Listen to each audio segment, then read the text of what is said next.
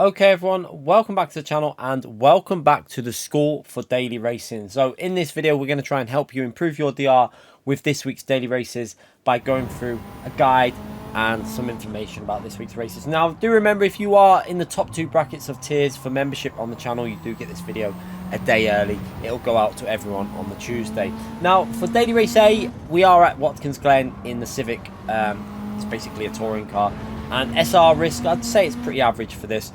Now remember, if you do enjoy this video, subscribe to the channel and hit that like button if it's helped you out. It's always grateful for that. So let's get into a track guide for Daily Race A. We're not going to do the race. We did some races, but they were a little bit boring, to be brutally honest with you. So we're going to go straight into a guide. First of all, we're going to be looking for the 300 board for our first reference for turn 1. Now, we're going to get on the brakes pretty much dead level with that, and we're going to use third gear for the rotation. Now, one thing about this car is you really want to be accelerating out of corners in 4th gear. It understeers like crazy in 3rd gear. So what we're going to do here is, you can see we're going to go up to 4th gear before we hit the apex, and then get the acceleration done in 4th gear, using a lot of the track on the exit. Try and get as much of the curb on the right hand side as well into the entry of that corner, over that as much as possible to help rotate the car. I missed it slightly, but yeah, it wasn't too bad. Now going into the next braking zone, completely flat out through that section. Just be cautious with the understeer with this car. It's got a lot of power through them front tyres, but we're going to be looking for the in between the 400 and the 300 board. So we're going to go past the 400 board and brake in almost dead in the middle of the 300 and the 400. Now we're going to stay in 5th gear through this corner. We're not going to go down into 4th gear, because 5th gear will help keep you a lot more stable as you go over the curbs, and it will reduce a lot of the understeer. So you can see as we're going through here, little dabs of the brakes, and then again at this point here you want to try and get over the curb and then over the second part of the curb as well. Try not to go too near the dirt on the right hand side, and 5th gear should help keep the car nice and stable through there. And again, into this long right hand corner, what we want to do is try and stay as close to that curb as possible. You see I ran a little bit deep there. Would have been a bit better if I stayed a little bit closer to that curb, and then onto the power in 5th gear. You won't get as much understeer as you would if you were in 4th gear. You see, the car's not understeering anywhere near as much in 5th gear. And then into the next braking zone, braking just short of that 200 board. Now again, we're going to go down to 3rd gear for the rotation through the corner, but back up to 4th gear before we get to the acceleration phase. And again, you want to try and get quite a wide line into this corner, because as we get into 4th gear, we want to be able to put that throttle down and accelerate out the corner. Now another benefit of this is it reduces that gear shift from 3rd to 4th. So yeah, it's a double benefit. You get less on steer, and you obviously don't need to change gear as well, which loses you a lot of time in this car. So again, into the next braking zone, 200 board is our reference for this next corner. Now we're going to again use 3rd gear for the rotation, so onto the brakes pretty much dead on that 200 board, and then we're going to go back up to 4th gear. So 3rd gear as we're coming into the corner helps rotation, and then back up to 4th gear as we're putting that power into the throttle there. So be very cautious on this corner. Even with 4th gear, it can understeer and will very likely try and get you to go on that grass on the outside. So just be very cautious as the car understeers on that corner. Now into the next braking zone, we're going to brake just short, well, pretty much level with the 200 board. That's your reference, the 200 board. You're pretty much braking dead level with it there. You can see onto the brakes. And again, what we're going to do is we're going to use 3rd gear for that rotation, and try and get this car right up to the curb on the right hand side. And as soon as you're pretty much up to that curb, you're going to get into 4th gear before the car gets near the curb. So watch the 4th gear input now, up into 4th gear, throttle down aggressively, and if you get it right, you should be able to keep that throttle planted all the way. Now you see I had to give it a slight little lift there because I got a little bit nervous about the understeer, but if you do it perfect, you will be able to do that flat out. Now next braking zone, braking just before the 100 board, and again similar to the previous corners, 3rd gear for rotation, then back up to 4th gear for that acceleration phase. And again, just be cautious with the understeer on the exit here. Even in 4th gear, it can understeer, so just be careful going over the curb there. You don't run onto the grass. Now next braking zone, we're braking just past the 200 board there, ever so fractionally past it. And again, using 4th gear through this corner. Just be patient with the throttle, because you don't want the car to understeer as you accelerate out of this corner, and you might need to use a bit of the curb on the outside here, and then swinging it back over to the left hand side. Brake early. This is really important. You want to brake nice and early to start getting it rotated. Now I ran weak ABS for this race and this time trial. I found that weak ABS was much better with the rotation, and it definitely helped on that final corner, because I didn't need to go down to 3rd gear. Just keep it in 4th and then try and get on that throttle as much as you can. Now we ran a little bit wide there and probably lost a tenth or two, but we still go over the line for a reasonable 55.1. It's not an amazing lap, but hopefully that'll help you out for daily race A. Just remember, in my view, they should have run a standard start for daily race A. Now we're going to jump into daily race B, which we're at Interlagos in Group 3. Not the most uncommon combination ever, but yeah, it's still Group 3 at Interlagos. It's normally quite good racing. Now the SR risk for this combination, I would say, is average again. It's not the worst. You should be alright. You're going to get people going for some Sens because the slipstream is quite strong again for this daily race, so you do need to be cautious on this straight, and obviously the main straight where people are going to go for the overtakes on the left hand side into the braking zone. So yeah, that is one thing to look out for this week's daily race. If you've got a car within a few tenths of you, you might want to go to the middle of the track just to make it hard for them if they're going to go up the inside, and obviously you can still then get a reasonable exit from the corner if you go to that middle part of the track. But yeah, the aim for this is to try and basically get enough of a gap through this middle sector as you can. You want the gap to be at least 4 tenths really going onto the main straight. So try and do this as smooth as you can. This section is all about being smooth. Try not to overdrive it. If you try and overdrive it, what you find with a lot of driving here is you start spinning the rear out and you lose a little bit of traction, and then you just lose lap time. So smooth and get in that rhythm on Interlagos, and you should be able to build up enough of a gap for the final sector. So again, you can see here we've got the gap around 4 tenths. Try and concentrate on your exit speed for that corner. If you can really get the exit planted so you stay on that throttle all the way on the exit, you're going to make it very hard for them to go for a move. Now obviously if they do get in your slipstream, it's quite an easy track to actually defend on Interlagos because you just hug the left hand side here. Make sure you brake early, and as long as you've got that inside, you make it extremely difficult for them to go around the outside. So we're going to skip ahead to lap 3, and we're going to start a track guide now at Interlagos, looking for the 50 board as our braking reference. We've got a car on our inside there, but he's a bit too far back to go for a move, and we're going to brake in between the 100 and that 50 board. Now downshifting it to second gear, and again you want to hold a very tight line through this corner, so you want to get it go from a wide angle and then bring it into this curb, and you almost want to clip the left hand tyre on that curb there and then back on the throttle in second gear. Now as you're accelerating through this corner, Interlagos is all about taking advantage of track limits. You're going to go straight over this curb on the next corner. You can see there using some of the Astro almost with the right hand tyre, and then up to third gear and then completely flat out through the corner. And again, you should have enough of a gap. With the gap I've got to the car behind, I shouldn't need to go defensive unless they're going to go for some savage send up the inside, which wouldn't surprise me in Gran Turismo. But now we're going to look for that 100 board on the right hand side there, and we're going to brake pretty much dead level with that 100 board, so you can see onto the brakes. And again, brake in a straight line for a little bit, and then you're going to start rotating it in. So brake straight line. Now we're going to downshift a second for the rotation.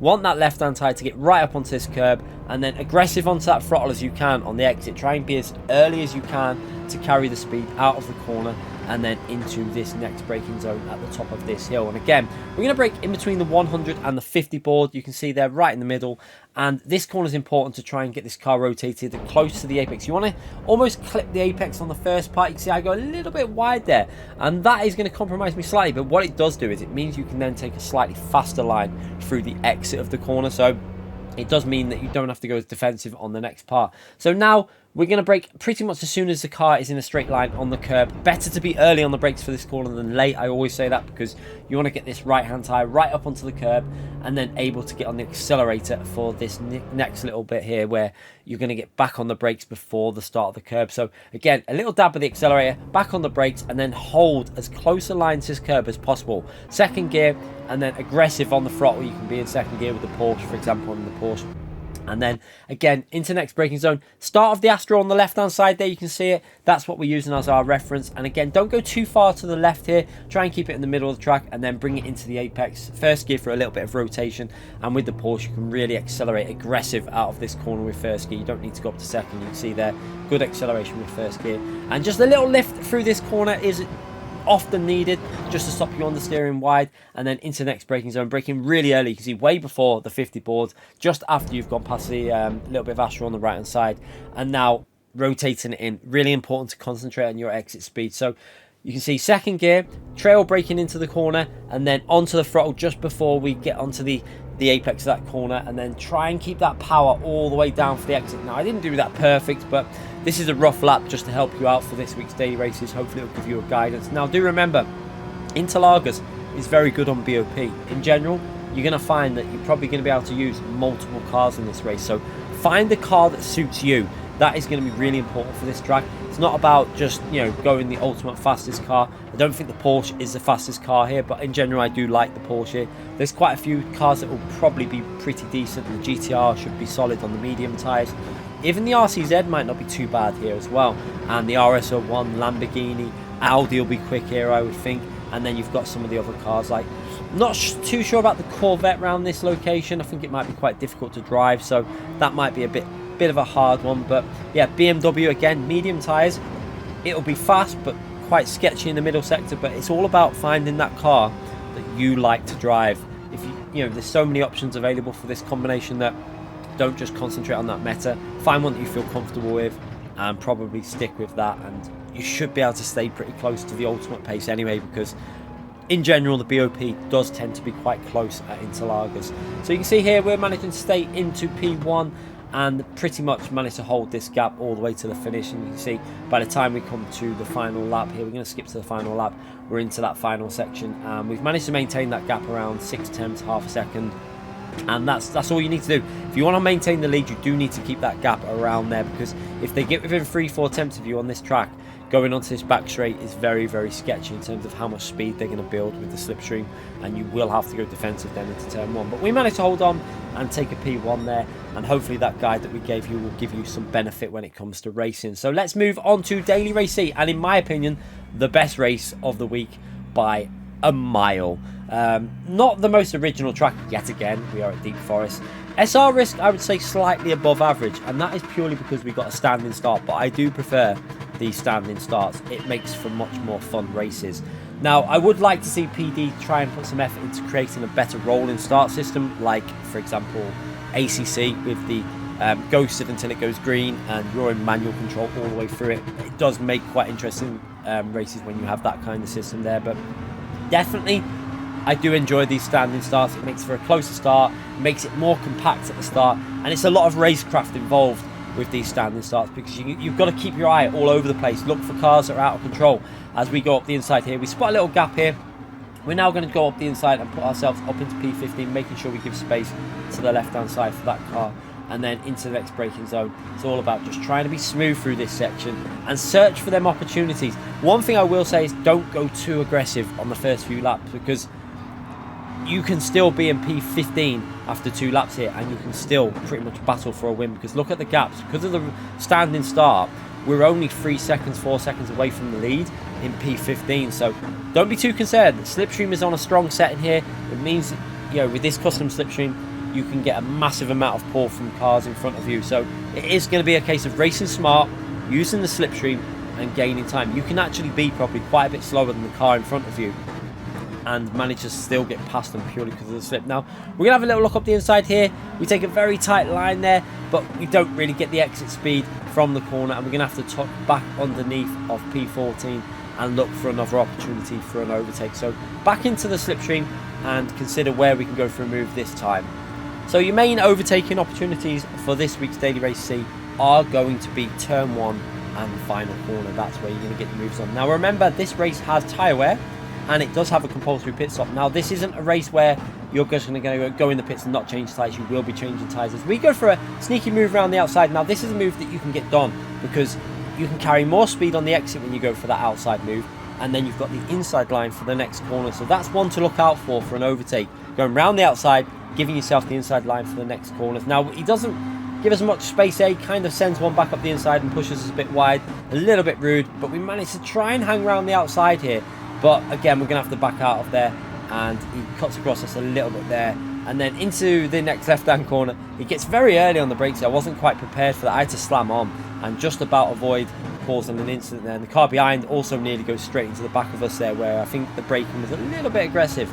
But yeah, we gain the position but then lose the position. So we come to the end of that straight, and again, we're going to go deep here. This is another overtake that you can get done using the outside line for the better exit speed. And you can see there, we've got more exit speed, use the outside line, and managed to get that position back. But yeah, this race is looking really interesting for me personally this week. I think it's a fun one. I enjoy the fact that you can pit pretty much from anything from lap 4 to lap 7, and you could even go to lap 8 technically and change tyres for really good tyres at the end. So it opens up the strategy. The only disappointment thing is it's pretty much the Lamborghini. Now, this race is four-wheel drive only as we go for a move up the inside of turn 1 now. Unfortunately, the white Lamborghini decides to give us a little bump there and hits us in the corner, which pushes us into the line of Tins. So sorry to Tins there, but not much we could do as the white Lamborghini gives us a little bump into that corner. But yeah, it does open up the opportunity for strategy with the way this race is. And obviously, with it being four-wheel drive only this race, that means that the Lamborghini is going to be very strong because of tyre wear.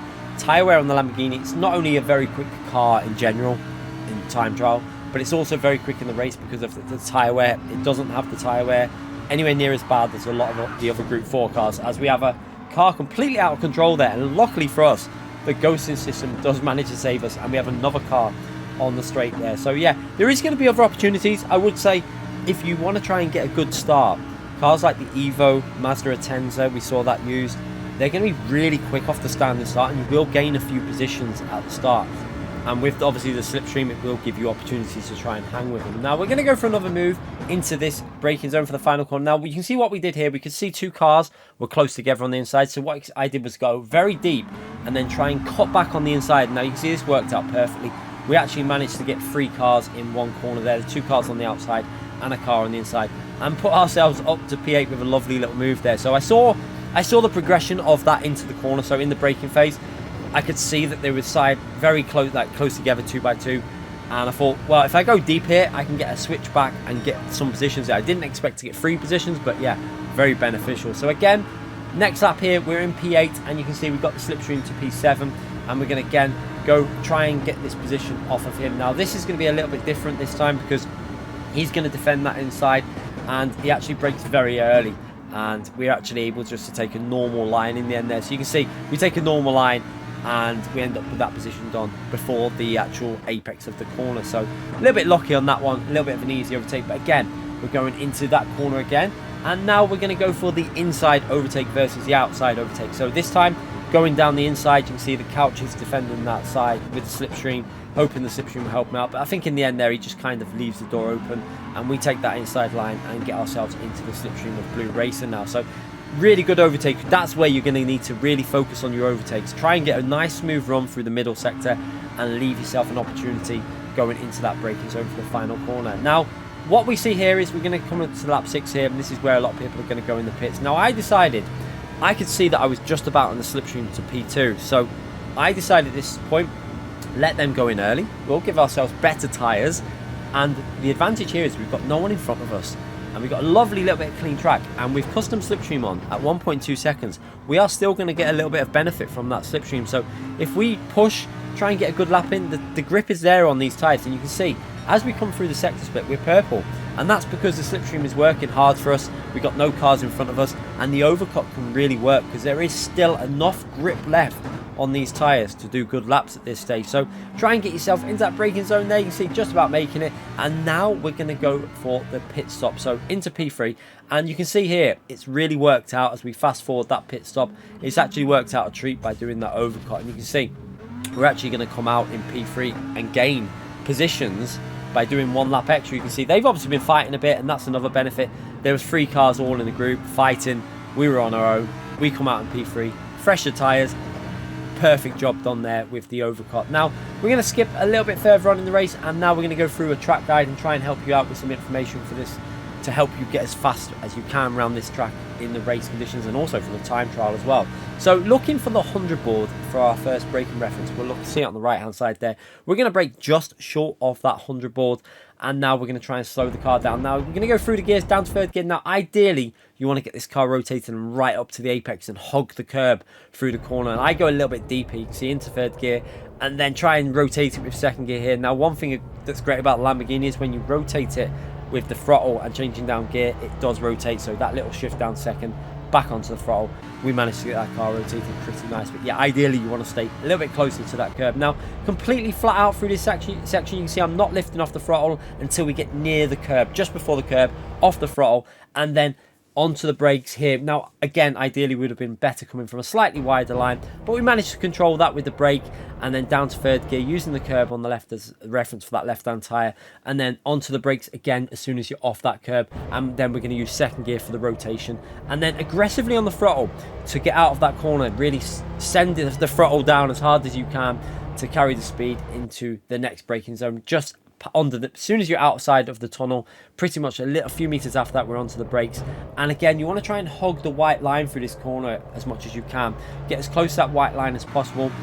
Aggressive on the throttle, and then all the way up this hill. Again, we're going to get on the brakes just before we come off this curb, so you can see the little green bollard just before that. Onto the brakes and try and control this car through this corner. You don't want to slide too much, so you want the left-hand tyre just to graze the curb on the left there. Try not to go too much onto the grass, and then you can get back on that throttle and then into your next braking phase.